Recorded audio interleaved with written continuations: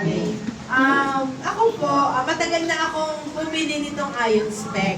2019, kay Kuya Hermie po. At si Hermie niyo po noon, madalas sa akin, nag-office po ako noon. Pinabili niya ako ng Ion Spec. Pinag-encourage niya ako, in-explain niya na ako, pero hindi pa rin ako naniniwala. Pero po siyempre, kaibigan ko siya, makulit siya. Kulitan. Opo, makulit po talaga yan. So, sa madaling sabi po, bumili ako. May nakulitan. Pero po, dahil nakulitan lang po ako. Tapos from time to time po, kinukumusta niya ako, kumusta yung Ion Spec? Ay, maalala ko, alam niyo po ako, may ugali ako na, kasi hindi ko pa kailangan ng salamin, nilalagay ko lang sa cabinet. Yun. So yung Ion Spec ko, naka-cabinet siya. Tapos pag kumusta si Herminio sa akin, kumusta si salamin? Ayaw nga pala. Ay, okay man! Sabi ko gano'n. Okay man, hindi ko ba ginagamit. So, matagal po yun na gano'n ang aking ginawa. Hindi ako, kasi hindi naman po ako masyadong pa dito sa salamin kasi okay pa naman yung mata ko. Tapos po noon, 2019 po ako bumili 2021 po, na-stroke ako. Di na Doon po nagsimula na gumamit na ako nitong Ion Spec ng regular. Dapat pala may stroke.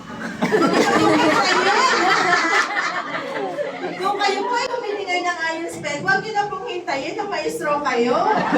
Gamitin na po at maganda po ang epekto nito sa atin. At mula po nung gamitin ko ito, nung may stroke po ako, gumanda po yung circulation ng blood ko.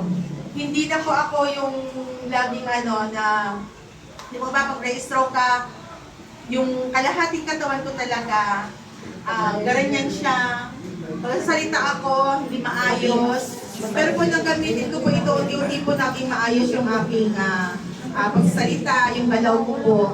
And yun po, talagang maganda po yung epekto sa aking katawan. Hanggang ngayon po, gamit-gamit ko na siya.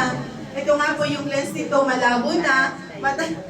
Sabi po ni Herminio, pata namin na ng lens. Kasi po, 2019, imagine 2019, 2025 na ngayon. 7 years. Mag-expire na si Kenny, garas-gas na yung lens. Wala mo bang ginamit doon taon?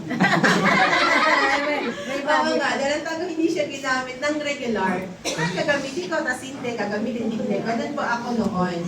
Tapos po ngayon, masabi ko lang po, malaking tulong po ito sa akin. Kasi, since po nung ma-stroke po ako, nag-resign ako sa trabaho ko. And natrabaho ko po kasi noon, supervisor po ako sa CDO, kung saan-saan po ako nag-rorota. Everyday po yun. Lagi pa ako sa labas. So ngayon po, hindi na ako pinabalik ng mga anak ko.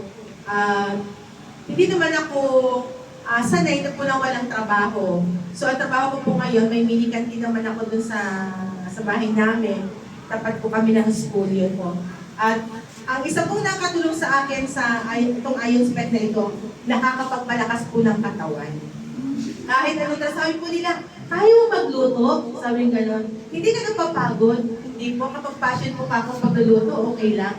Pero ang isa pong sekreto nun, gamit ko ang Ion Spec. At may isa pong nagsabi sa akin, sabi ko nung bumiling customer sa akin, sabi niya, sa bagay naman, bata ka pa? Sabi nga sa akin, bata ka pa kaya pong magparaluto. Hoy, bata pa raw ako. Sabi ni Ma'am kanina, narinig ko, ang gumagamit ng Ion Spec, ano siya sabi? Still young. Oh, still young. Bata rin tayo. So, sabi ko sa kanya, ay hindi po, ganito na po ang edad ko. Oh, sabi niya, 2 years lang pala ang gap natin. Pero, sabi ko, hindi na ako umimin. Pero, ang isa pong magandang benepisyo po ng Ion Spec, nakakapagpabata po talaga. Yes. Yes, yeah.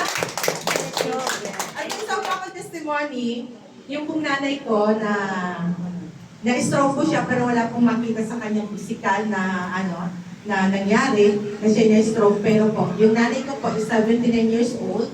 Nung March po siya na-stroke at ang kanya pong nangyari sa kanya, hindi na siya nakakilala.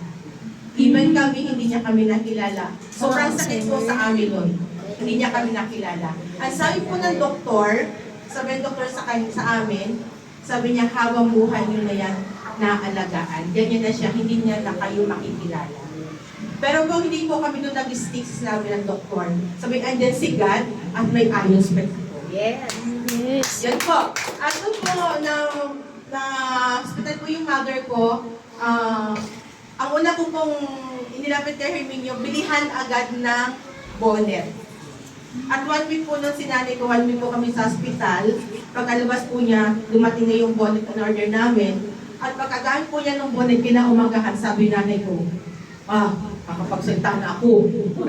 Yun! At nakakatuwa po, lahat na kami niya nakikilala. Yung mga nakaraan niya, ikinuwento niya ulit sa amin. Yung mga nakaraan, noong mga panahon pa niya, noong kabataan pa niya. At yun po talaga, ang may papasalamat ko sa Iron Spec. Talaga, super amazing po ang Iron Spec. Yes. Thank you po, ma'am. Yun,